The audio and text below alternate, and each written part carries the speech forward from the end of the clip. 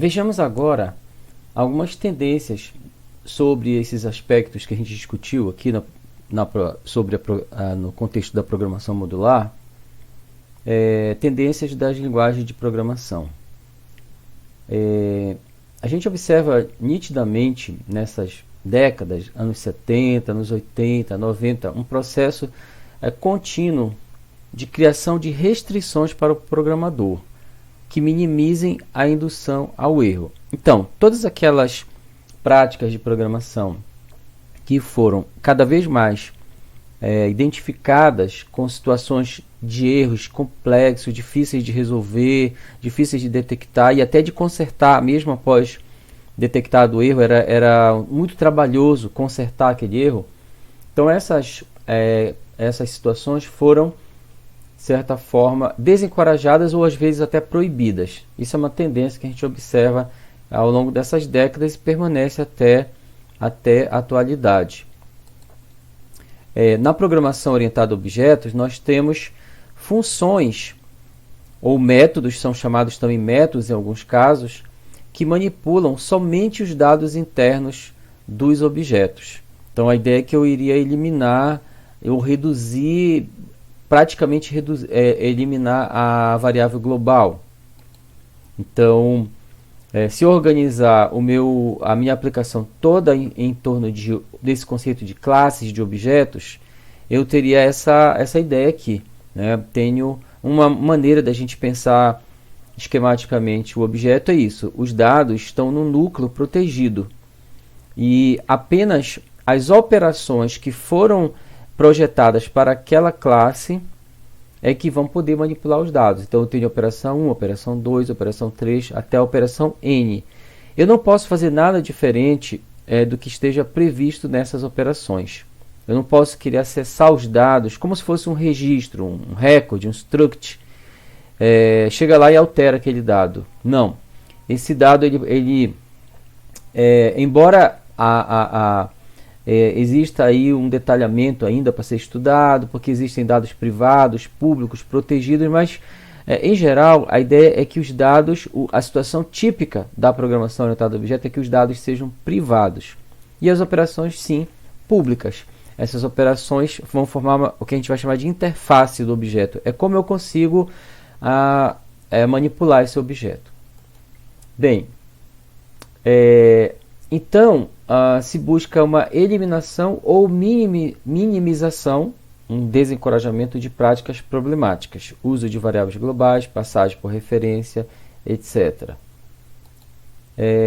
Então, por exemplo, em Java, primeiro que você vai ter um uso muito limitado de variáveis globais. A gente não vai entrar muito em detalhe nisso aqui, mas quando o aluno ou a aluna for estudar Java, observe esse aspecto aí, pesquise esse aspecto aí da variável global em Java.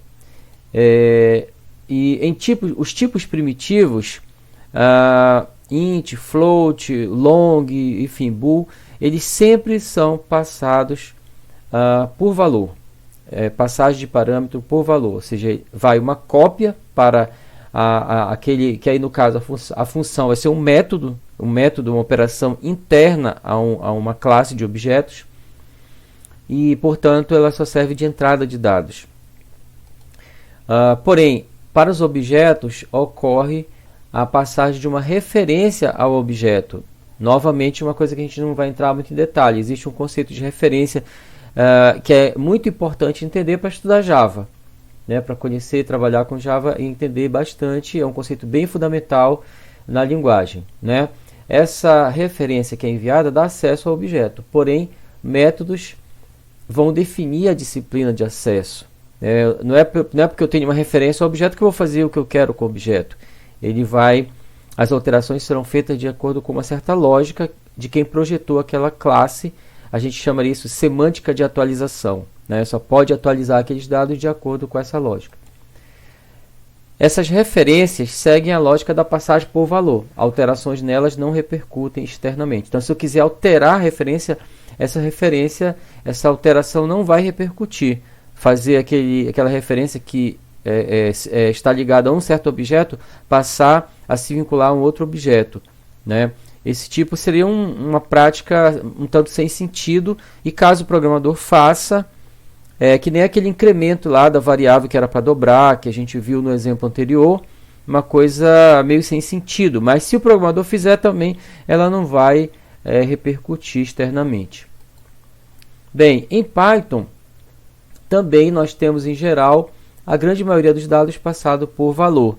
Não vai ter também a especificação, eu quero passar por referência, eu quero passar por valor, como a gente viu lá no Pascal e no C++, que eu coloco um símbolo, o var ou o e comercial, dizendo que eu quero passar por valor. Não, essas linguagens começam a organizar isso mais.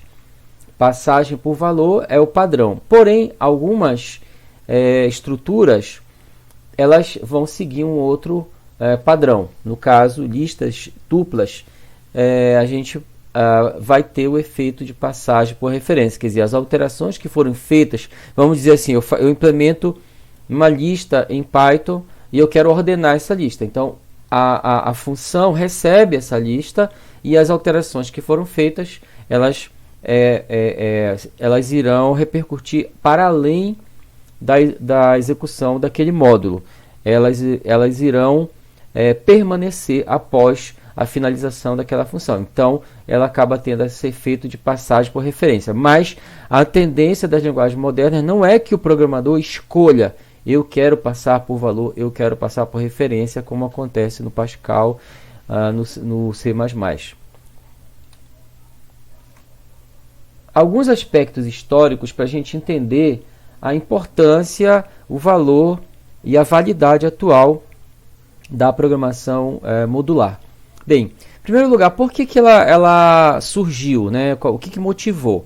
Os antecedentes. A crise do software é o termo que se usou especialmente na Europa, Estados Unidos, em países onde o desenvolvimento tecnológico, onde a prática da programação já estava mais avançada, né?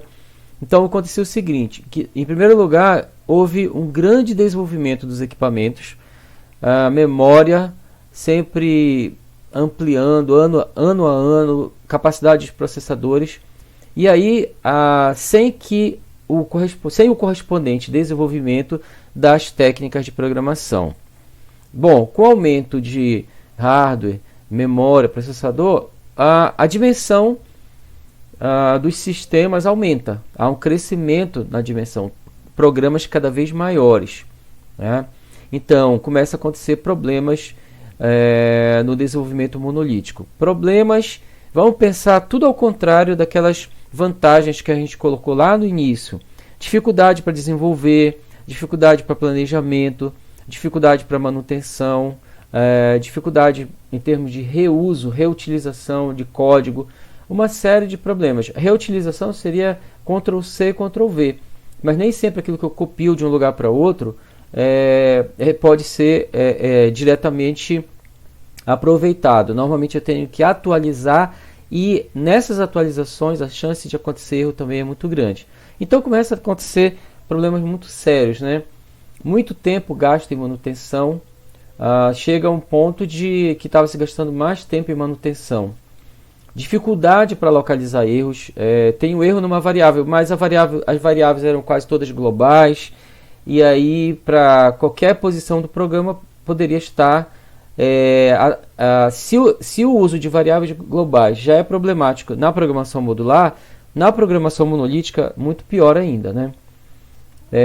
Programas com indicação de abandono. Chegava-se uma hora que o programa já estava tão mexido, consertado, ajustado, mexe para cá, mexe para ali, que chegava uma hora que dizia melhor abandonar esse programa e fazer um novo, porque as especificações iam mudando e uma série de alterações iam sendo acrescentadas, o programa ia ficar, vamos pensar assim numa colcha, vai rasgando e põe um retalho, chega uma hora que simplesmente não dá mais para consertar, é melhor fazer uma colcha nova, né?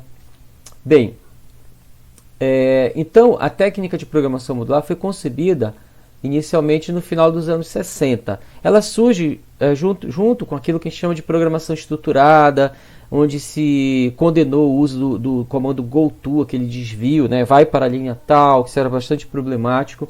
Então surge essa ideia de dividir o programa. E aí você vai para um módulo e sabe que daquele módulo vai haver um retorno para aquela posição, aquela posição que chamou aquele módulo, aí o retorno volta para cá.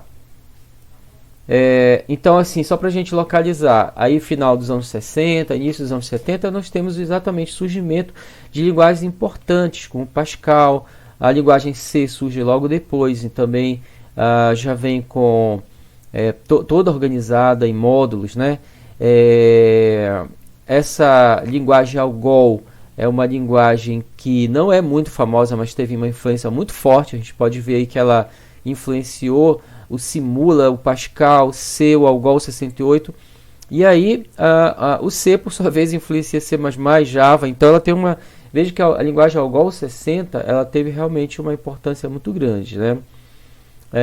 O Fortran lá em cima, né, a primeira grande linguagem, de certa forma, influenciou já por ser a precursora. Mas era uma linguagem que, quando surgiu, tinha todas aquelas limitações que a gente falou antes.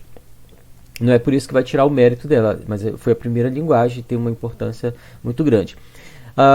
Se a gente pensar, essa técnica ainda é válida, a gente está falando agora em possibilidades futuras e tal, mas assim eu entendo, a programação modular por si foi se tornando também insuficiente para o desenvolvimento de grandes programas. Chega uma hora que a gente precisa de uma técnica mais avançada, e essa técnica foi surgindo, né? Porém, não ocorre o abandono dessa técnica. Então, aquilo que a gente está estudando de programação modular não será abandonado, e sim incorporado nos novos paradigmas. Então, quando eu vou trabalhar mesmo a programação imperativa com tipos abstratos de dados, que é o que a gente vai procurar trabalhar também aqui nessa disciplina, mas a programação orientada a objetos também, ela incorpora, né? Por exemplo, então existe um princípio da superação por assimilação, por incorporação, né? Supera, mas não abandonando, e sim trazendo e melhorando, né? Nos anos 80 a 90, então uma década e meia depois, a gente vê um conjunto de outras linguagens, o C++ ali no 85, por ali, né? E já uma década depois Java, e assim vai. Quer dizer, mas essas tendências dos anos 80 e 90 já são tendências de um paradigma mais robusto para garantir o desenvolvimento com mais tranquilidade de grandes sistemas, sem aqueles problemas mesmo da programação modular, mas trazendo o que tinha de bom nessas linguagens. E tem muita coisa bastante consolidada. O parâmetro, as funções que recebem determinados valores e retornam um determinado valor, né? Então, a gente poderia dizer que as operações ou métodos, como são chamados às vezes, dos objetos não deixam de ser funções. Essa operação 1, operação 2, operação 3, ela vai ter uma operação bem específica. Então, aquele princípio que a gente falou lá atrás, definir uma tarefa muito bem, assim, de forma curta e direta, uma especificação bem direta do que aquela operação faz, né? De forma simples e direta. Então, isso se mantém. Lista de parâmetros, tipos de retorno. Então, tudo isso é incorporado na programação orientada a objetos e nos tipos abstratos de dados, né? Contudo, isso dentro de um contexto maior. Aí eu vou ter proteção de dados, controle da sua modificação, né? Então, por essa razão que a gente pode afirmar que não há um abandono, não há uma superação por esquecimento, por anulação, e sim por incorporação. E vamos agora então à nossa dica cultural sobre literatura. Dalcídio Jurandir, esse jovem senhor muito simpático, dá para ver pela foto, né? Um dos maiores romancistas da Amazônia e do Brasil. Escritor e jornalista nascido em Ponta de Pedras, no Marajó, em 1909, viveu 70 anos aproximadamente, viveu até 1979 e morreu no Rio de Janeiro. Dalcídio Jurandir recebeu o grande prêmio Machado de Assis, da Academia Brasileira de Letras, em 1972, pelo conjunto da obra, uma obra especialmente dedicada ao norte. O ciclo, chamado Ciclo do Extremo Norte, são 10 romances, 10 volumes que tratam um irretocável painel da vida amazônica, envolvendo dramas humanos e questões sociais que permanecem atuais. Esse fragmento é do jornal Beira do Rio, um jornal da Universidade Federal do Pará, abril e maio de 2016. É possível encontrar para ler um pouco mais sobre o Dalcídio Jurandir nesse número do jornal Beira do Rio. Os romances que compõem o Ciclo do Extremo Norte, Chove nos Campos de Cachoeira, Marajó, Três Casas e um Rio, Belém do Grão-Pará, Passagem dos Inocentes, Primeira Manhã, Ponte do Galo, Os Habitantes, Chão dos Lobos, Ribanceiras. Esses romances têm uma unidade, uma conexão, um personagem, Alfredo, que surge desde o primeiro romance na vida lá ainda do Marajó, e depois já está situado em outros locais, em Belém.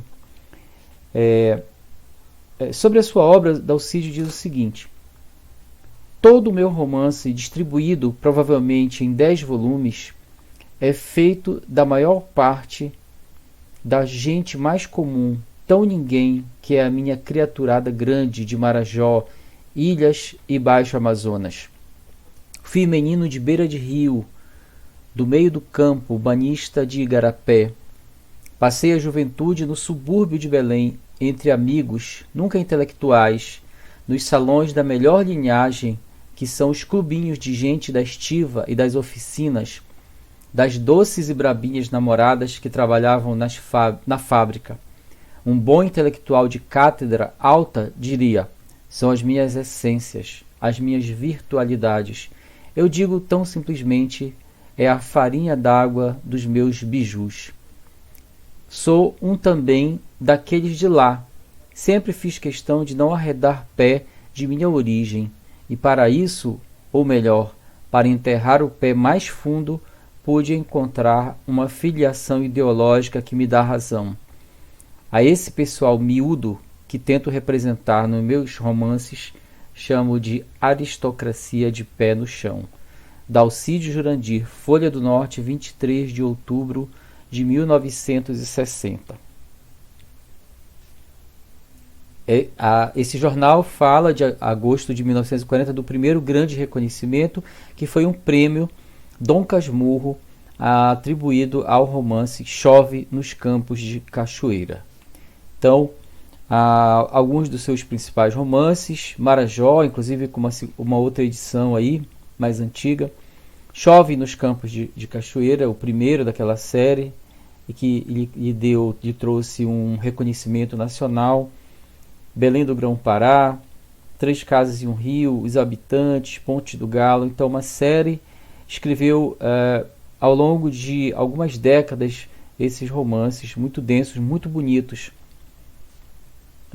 Então, mais uma foto de Dalcídio Jurandir. Então, vamos valorizar a literatura. É muito importante cultivar esse hábito de a literatura estar presente nas nossas vidas.